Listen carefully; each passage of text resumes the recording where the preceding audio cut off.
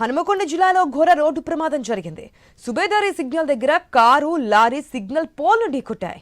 ఈ ప్రమాదంలో నలుగురికి తీవ్ర గాయాలు కాగా ఒకరి పరిస్థితి విషమంగా ఉంది. ట్రాఫిక్ సిగ్నల్స్ పోల్ పూర్తిగా ధ్వంసమైంది. ఘటనా స్థలానికి చేరుకున్న పోలీసులు కేసు నమోదు చేసి దర్యాప్తు చేస్తున్నారు.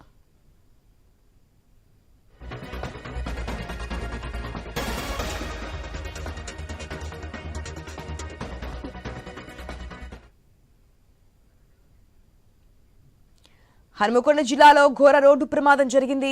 సుబేదారి సిగ్నల్ దగ్గర కారు, లారీ సిగ్నల్ పోల్ను ఢీకొట్టాయి.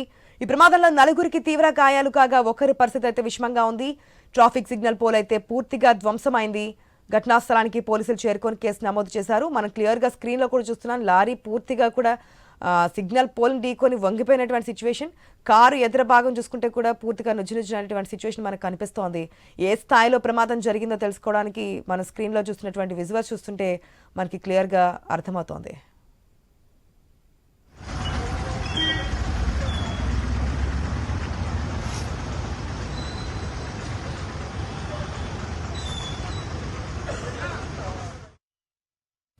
హనుమకొండ జిల్లాలో జరిగింది రోడ్ యాక్సిడెంట్ అనేది.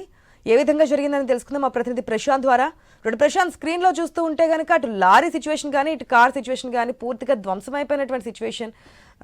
అదేవిధంగా సిగ్నల్ పోల్ కూడా ఆ విధంగానే పూర్తిగా ఇదైంది. అసలు ప్రమాదానికి గల కారణం ఏంటి? ఆశా ఈరోజు తెల్లవారుజామున హన్మకొండ నగర నడిబొడ్డున సుబేదారి సిగ్నల్ వద్ద భారీ ప్రమాదం చోటు చేసుకుంది.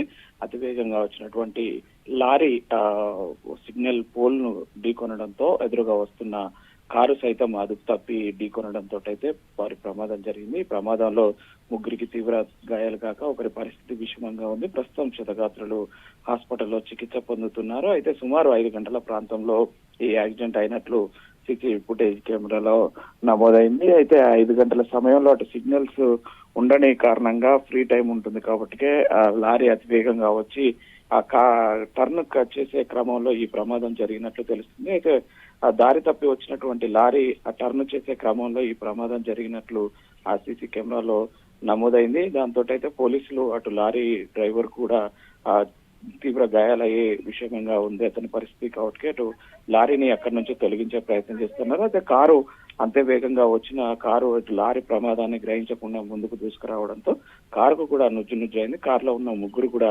తీవ్రంగా గాయపడ్డారు. మొత్తానికైతే ఒక్కసారిగా హన్మకొండ సుబేదారి సిగ్నల్ వద్ద జరిగిన భారీ ప్రమాదంతో అయితే ఆ తెల్లవారుజామున వాహనదారులంతా కూడా ఒక్కసారిగా ఉలిక్కిపడ్డారు. ఎందుకంటే అది ప్రధాన రహదారి.